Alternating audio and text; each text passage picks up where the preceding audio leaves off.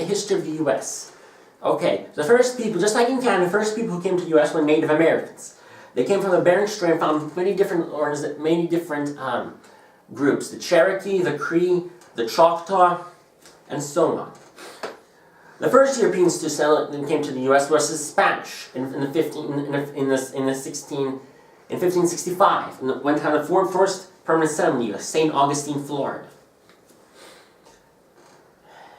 Then came the Spanish in 1610, founded the city of Santa Fe. The British first English settlement in the U.S. was in 1607, Jamestown, Virginia.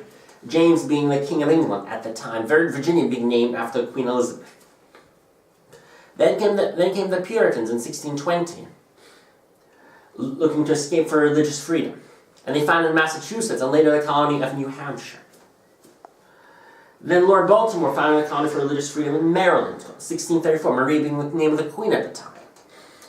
And then Connecticut was formed based on, Connecticut was formed based on basically profit. Rhode Island was formed then for religious freedom. In 1638, Delaware was separated as a colony, and North and South Carolina was formed in 1653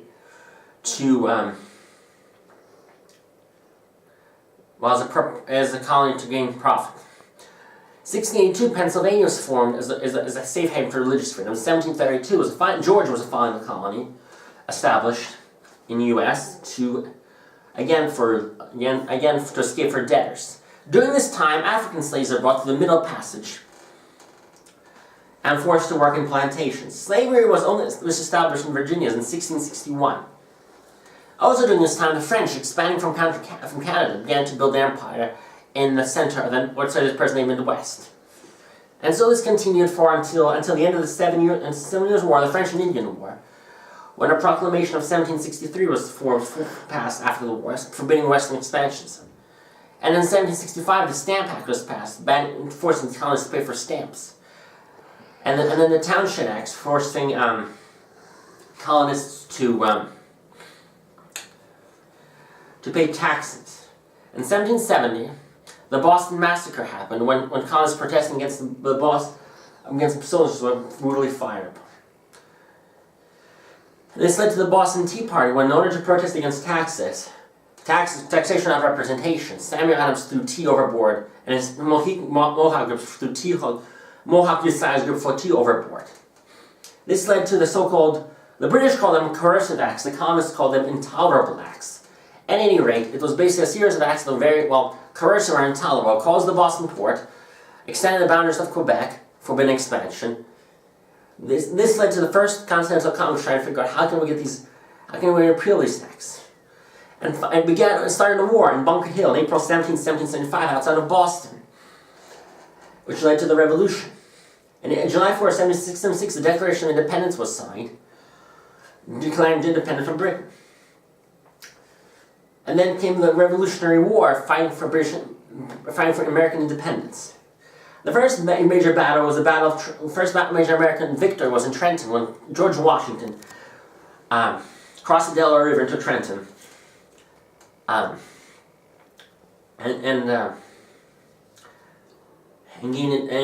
surprised the Hessians. Then came Princeton, where he surprised the British there. After the Battle of Saratoga, the French became an alliance with Britain in front of Americans, and in Yorktown in Virginia, the British and the French surrounded the English and English became independent through the Treaty of Paris.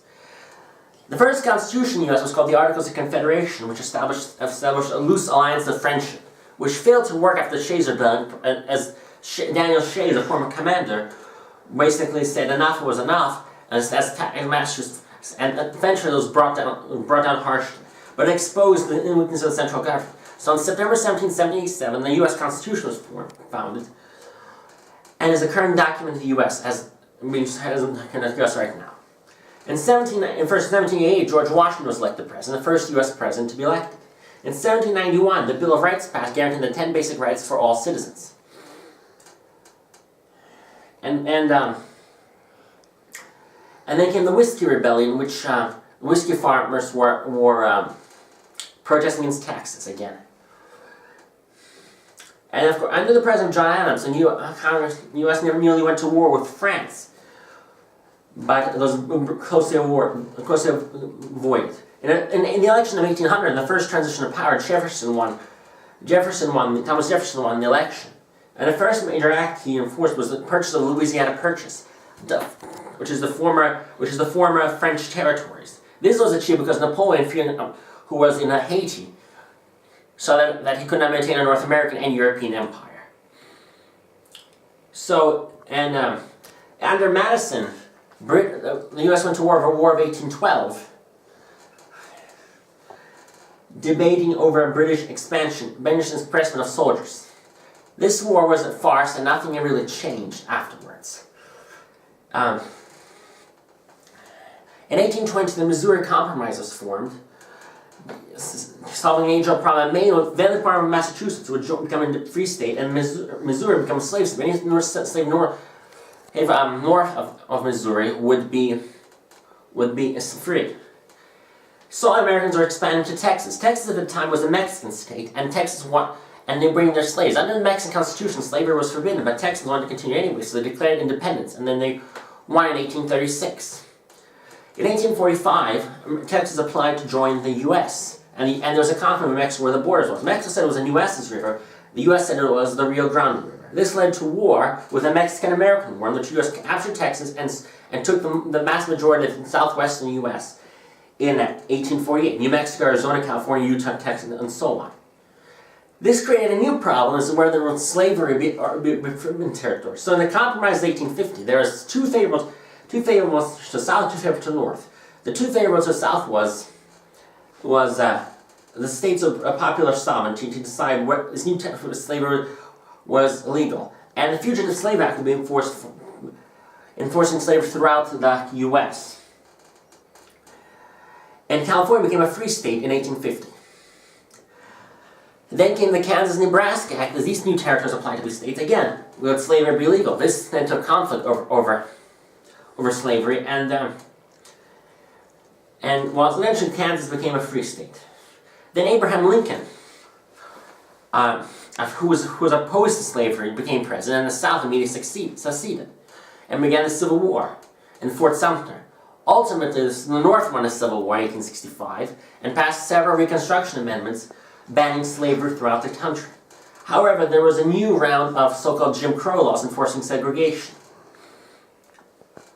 And then came the brutal policy of industrial revolution as the country became an industrial power. Slowly there's progressive measures taken to emulate the conditions of workers. Then came World War I, when Lusitania was bombed, the American ship, and a German telegraph was passed,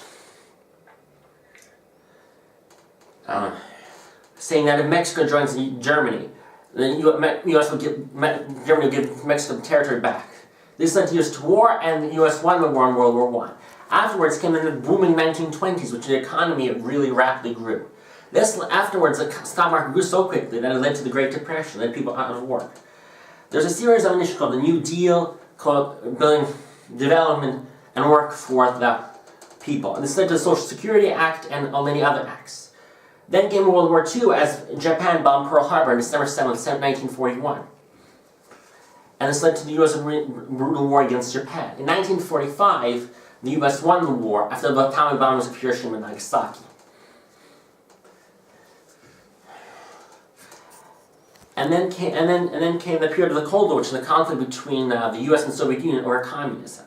During this period, African Americans wanted their rights against segregation. And finally, civil rights amendments for ban discrimination for African Americans.